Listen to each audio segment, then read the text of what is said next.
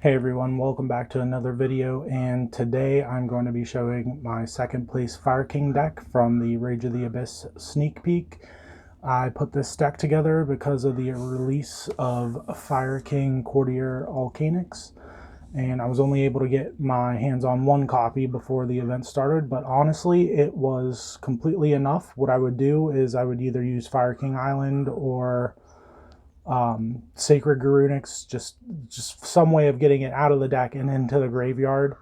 And then once it was in the graveyard, I would bring it back with Promethean Princess to utilize the full effect, even with only one copy. So even having one was really good.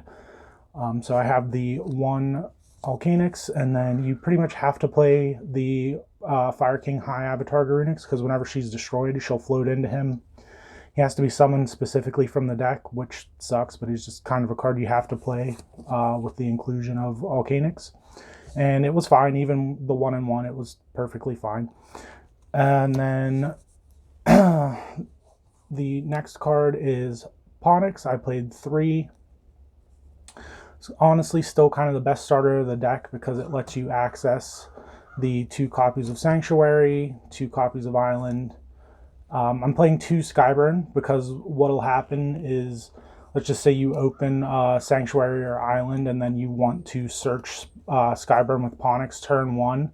And then during your opponent's turn, if you're able to summon Ponix back out, you're going to want a second copy of Skyburn, and then on the 3rd follow-up turn, you can summon Ponix again and get your circle. So playing the second copy just makes it so that you don't run out of search targets, and the card's quite good to open because you can, like, let's just say they go to Imperm Ponix, you can chain Skyburn and destroy your own Ponix in the Imperm, and then the Ponix is still going to resolve. So opening it up is quite good, so I had no issues with playing 2.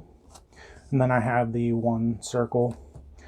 And then from here I have a little bit of a Beast Warrior engine. I'm playing 3 Arvada. You play 3 of this one because it's a combo piece. If you open like Ponix, Arvada, that's one of the deck's main combos. So you're playing 3 of that, and plus it's not that bad to just normal summon it sometimes. Like sometimes you'll have an awkward hand where you really need Island to go through, and you can just normal summon this, have another fire guy in the hand, and then, you know, safely resolve your Island. So 3 Arvada, 1 Rangbali, just as a spell and trap negate. I don't super love this card because he doesn't float, but he does come up, and the reason I only got 2nd instead of 1st is because both games in the finals I was blown out by Evenly Matched because I didn't have a way to float into this card on the board. So yeah, it's quite important because if you're able to float into him before your opponent goes battle phase, you could potentially prevent an Evenly Match that is going to win the game against you. I just was unfortunate. And then I have the 1 Barong, which you need for the deck's like main bread and butter combo, and he just comes up, and there are ways to destroy him every turn over and over and get constant searches too. And then I have 2 Tankies to search all the Beast Warriors, mainly the Arvada, just to keep the combo consistent. And then I played 3 Kieran. This card dodges Imperm and just does all kinds of crazy stuff. Non-target destroys from the graveyard. Just a really, really insane, really good card that you should be playing 3 of. And 2 Garunix. This is kind of like the Golden Lord thing, where it's like you really only need 1 because you can get it out of the deck so easily, but if it gets DD Crowed or called by or whatever, sometimes you do need the second copy. This is the deck's main boss monster. So 2 Sacred Garunix, and then I'm playing Dogmatika package, Maximus, Floor.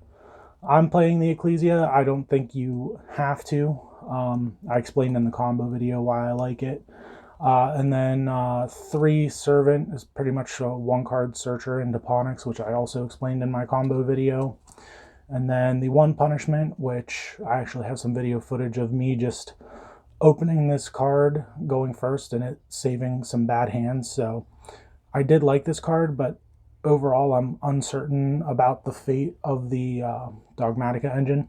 I did say in the combo video that I think I might remove it for more hand traps and go with a different build, but I actually did go with the Dogmatika build because it just felt more fun, and it also was kind of performing better in tests anyway. So I'm not really sure what I'm going to do with these in the future, but for now they're in here. And then the rest is just all non-engine hand traps. I have 3 ash because it's a fire. It's probably the most important.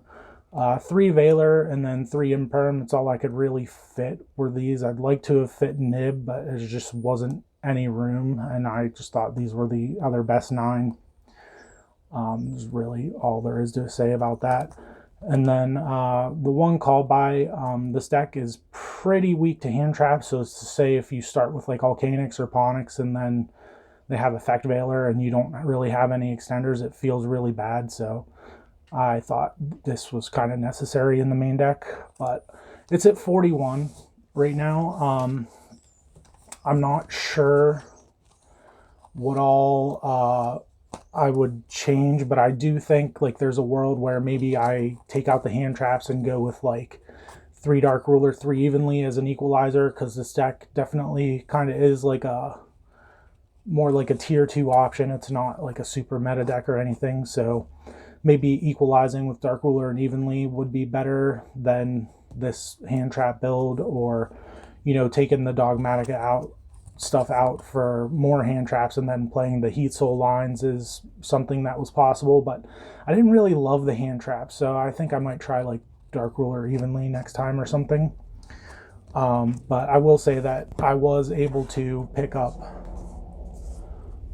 2 more copies of Alkanix, so I do, if I can just find it, it's in here somewhere. Here it is. I do now have a playset of Alkanix, so that's something else that I need to play around with is, do I continue to play 1 because I thought it was quite good at 1, just sending it off of Garunix and then bringing it back with Princess? Do I play 2 because I don't want to clog too many normal summons with the 3 Ponix? Do I play 3 because it's just that good of a starter? Kind of still figuring that out, but I do have a playset of the card now. And then the extra deck, we got 1 Hyang. Previously, like right before Snake Eyes came out, I did play this deck for a little bit before the Snake Eyes cards were released. This deck predates Snake Eyes by just a little bit. And Branded was a little bit more of a common matchup, at least at my locals it was, and you almost needed to just to grind it out with Branded, but now I'm not so sure that's the case. You just don't run into Branded as much, and most of the time when this card resolves, it's pretty much game over, so only 1 Hyang. And then I'm playing Anima for just combos, and it's just generally good because the deck has level 1s.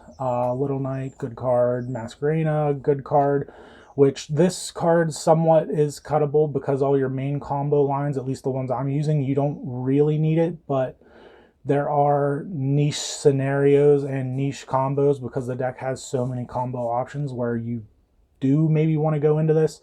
And it's also kind of useful for going second. So something you could do is like make Masquerena and then go into your Promethean Princess, or where's Promethean? Yeah, you can make Masquerena into Promethean Princess, so that way you can kind of like block a Ghost Ogre or something like that, because if they ogre your Promethean Princess, you're not going to have your link materials to do the Zelantis combo, so it's like there's just like little workarounds that you could do with this card that are valuable, so I'm playing it. And then the Hida, for obvious reasons. Doolittle Chimera is good because it kind of helps extend combos in this deck by bringing guys back from out of the graveyard, so I really like it for that. And then Sunlight Wolf you need for combos, Promethean Princess, just great fire card. Ambler Whale you need for your turn 1 end boards, and then Raging Phoenix and Zelantis for the kill combo. And then I have 4 cards for the Dogmatika package. I've already explained this before in the combo video, but with Nadir Servant you can send Garura and add Maximus, and then send Titanclad and Shurag for Maximus's effect. And because you have a banished one banished winged beast, Shurag will be able to add Ponix to your hand.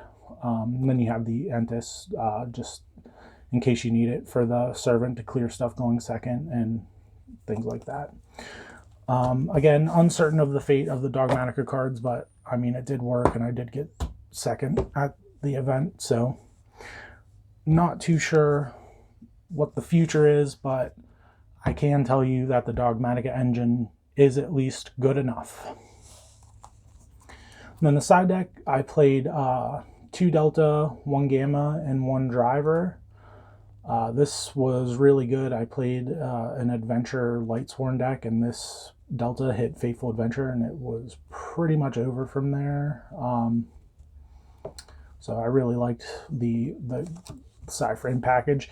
And then 3 Dark Ruler, I secretly wanted to play Droplet, but I just don't really feel like this deck can afford to discard cards. And, you know, if you Dark Ruler someone and then he Yang them, it's like you have a pretty good chance to just pretty much stick the landing and win the game. So I never used it. I just didn't play a deck that it was good against. But, you know, in theory, the idea is Dark Ruler into he Yang, and then you just win the game.